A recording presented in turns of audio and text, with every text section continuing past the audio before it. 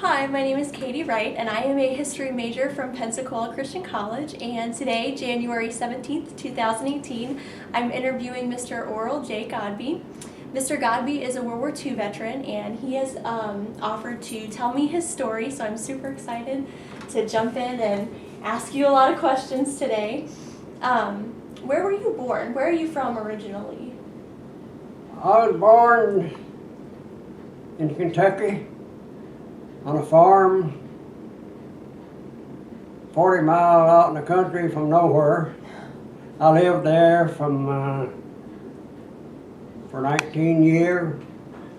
I went to school at a one-room schoolhouse through 8th grade.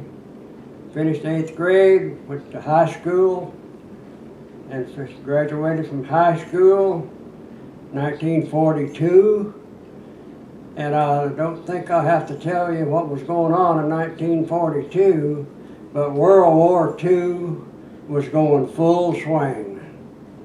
So one day I got a letter from the President of the United States saying that my friends and neighbors had selected me to serve our country. 6 months later, I found out what he was talking about.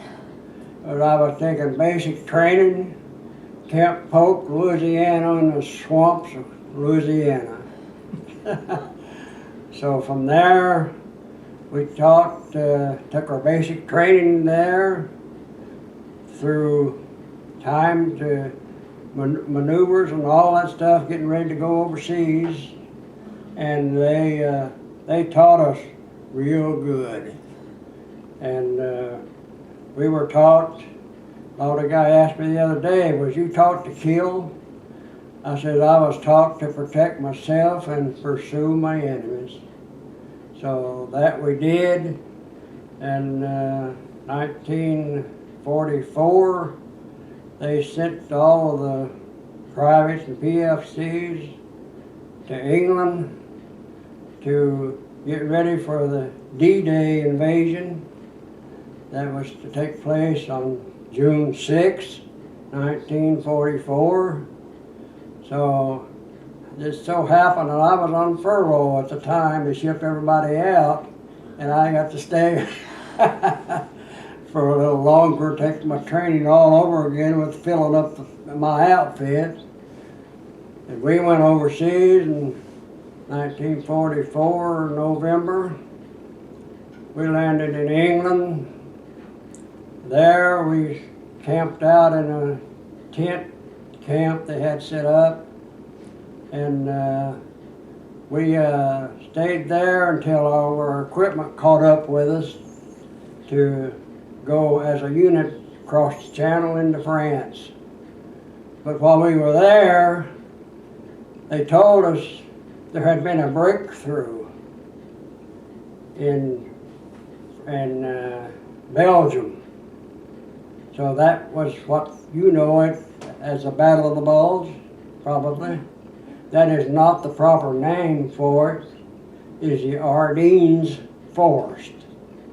So Ardennes, everybody knows it by the Battle of the Bulge, but the proper name for the campaign is Ardennes. Okay. So when our equipment caught up with us, I was half-track driver at the time. So we loaded all of our equipment on our LST, across the English Channel. I drove a half-track off of a LST on Utah Beach. So from there, we go up coast away and pick up our troops. And nobody told us where we were going, but we knew. We knew that since the breakthrough had happened, where we were going. So I drove a half-track all day and all night. Next morning, we were in the combat zone of the Battle of the Bulge. So from there, my outfit stayed in reserve. Our task force was split up, their division split in 3 task forces. Mine was the 58th Infantry, They had the 49th Infantry and the 7th Infantry. So General George Patton, we were under him for some time at the end of the Battle of the Bulge toward that.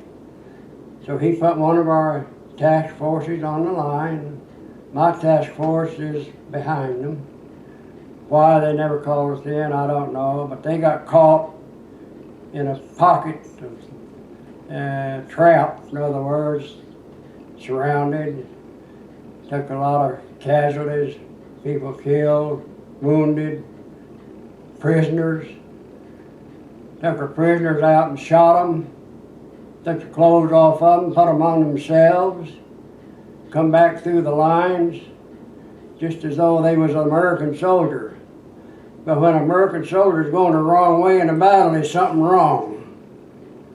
So it didn't take long to figure that out, so they got rid of them. So they turned on it, once you turn on them, then the situation changes. Yeah. The Battle of the Bulge, this is history. The Battle of the Bulge started December 16th, 1944. It ended January 25th, 1945. That was a long battle. Wow. So from there, we go into out of Patton's army into a brand new army that's being formed.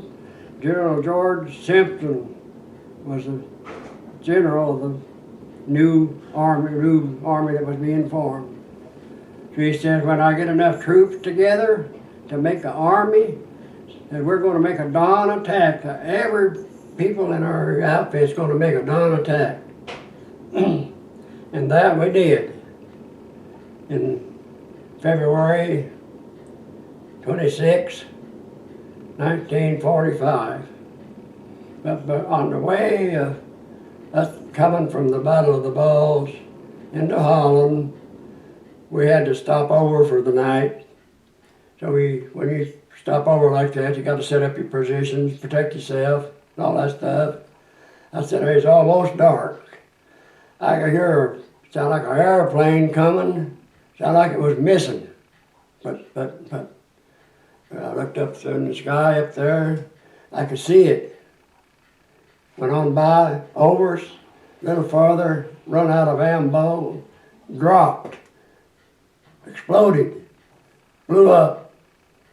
But what it come to find out what it was a V-2 rocket that Germany was sending to England. It got off track, something messed up on it. It got off course and something went wrong with it, and it dropped. So that was what they used to call a buzz bomb, or we know them as a V-2 rocket. That's one that they landed in England. I was in England, London, just before we went overseas or over into France. One night, they gave us just a short time in town.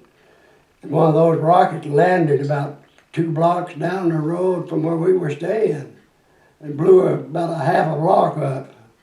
Man, that's getting close. Yeah. Okay. You need another question? Yes, well, I have plenty. So, you said that you were under General Patton. Did you ever get to meet him? What was... No. No, never? No. You're the average person, GI like myself, you don't get to see your higher authorities. All right. All right. Maybe once in a while, but not very often. Okay.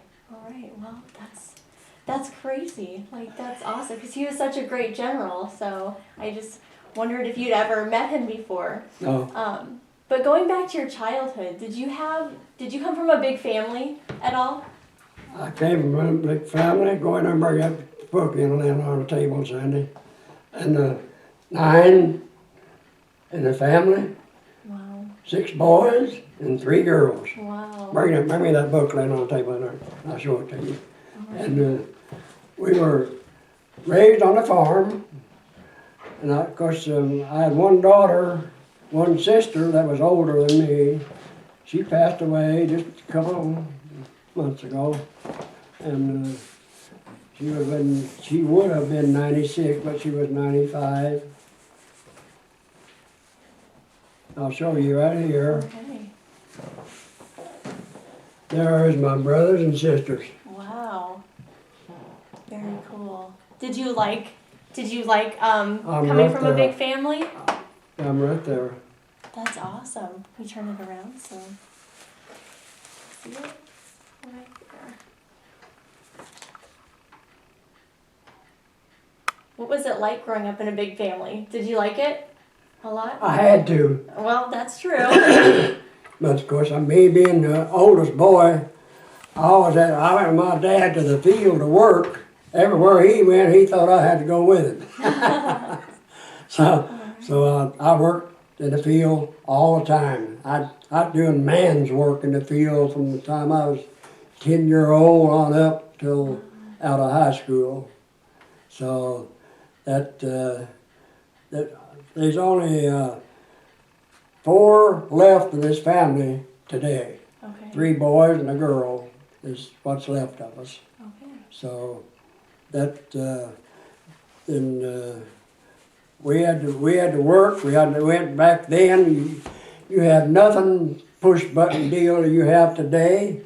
You had no electricity, no water, no inside toilets, and that's the way it was coming up when I was a boy. They didn't have all that stuff. So later they finally got they got everything there now that you got here. Yep. So that's how much it changed since 40 in the 40s up till today. Wow. So, That's crazy. but that's the way that I raised on the farm. We had to work.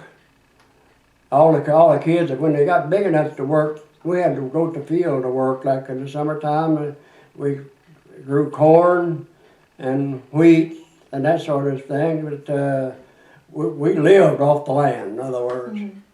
You take the corn to a mill and they'll grind it up in meal. So you have cornmeal to make your cornbread. Uh-huh.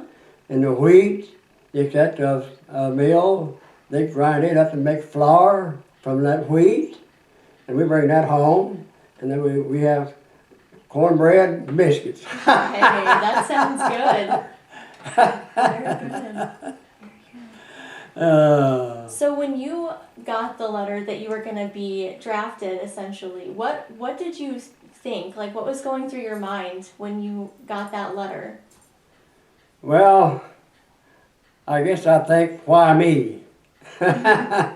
One thing, but I knew that what was going to happen after I graduated from high school anyway. I was at the age I was 18, and you had to sign up for the draft.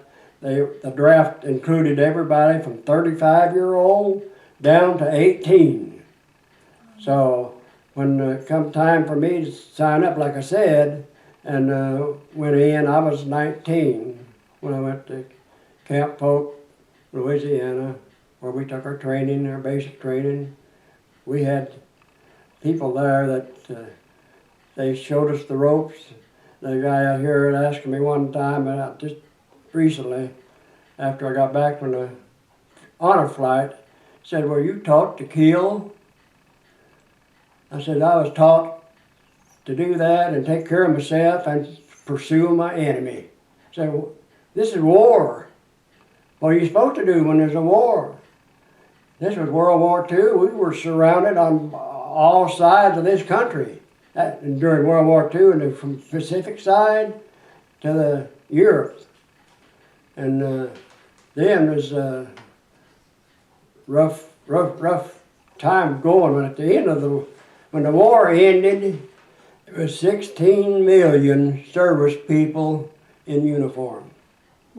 So that's how many men that we had in uniform, and during the process of taking care of that many people, they told us one time, says, all these 16 million, there was only 1 million that was taught to kill, and that was the infantry. I said, well, I don't agree with that, but the infantry was taught that. I was taught hand-to-hand combat, house-to-house combat, and everything in between. And I know how yet. I remember a lot of things. I could still do a few things, but not too many. I'm not as young as I used to be. So. So tell me about your time in Louisiana. How was that at your training camp? Did you like Louisiana at all, as far as like where you were stationed?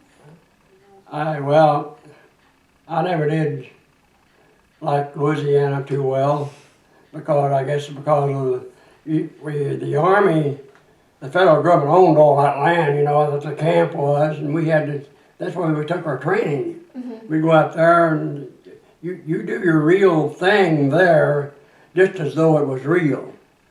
I go out there, I've dug enough foxholes in the swamps of Louisiana to put an army in. So, but that was part of our learning process. But then, I don't know, once in a while, every Sunday, there was some restaurant that had chicken dinner on Sunday, every Sunday. Mm-hmm.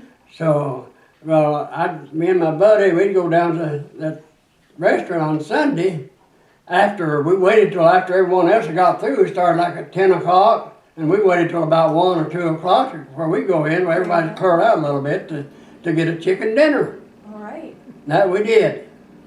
Okay. That's one good thing about it, but The rush. the rest of it, of course, when you're in training to do what we did, it's rough anywhere you're at, no matter where. You probably wouldn't like it because of it. Mm-hmm. Were you trained on anything specific? I heard you were a really good shooter. Were you trained? Did you go through a lot of that? Yeah, Shooting? we were trained with our guns. Our personal weapon was an M1 rifle. I don't know if you've ever heard of that or not, but that was a rifle. That was standard equipment for the Army. And we'd go out on a range, firing range, to do your thing, see how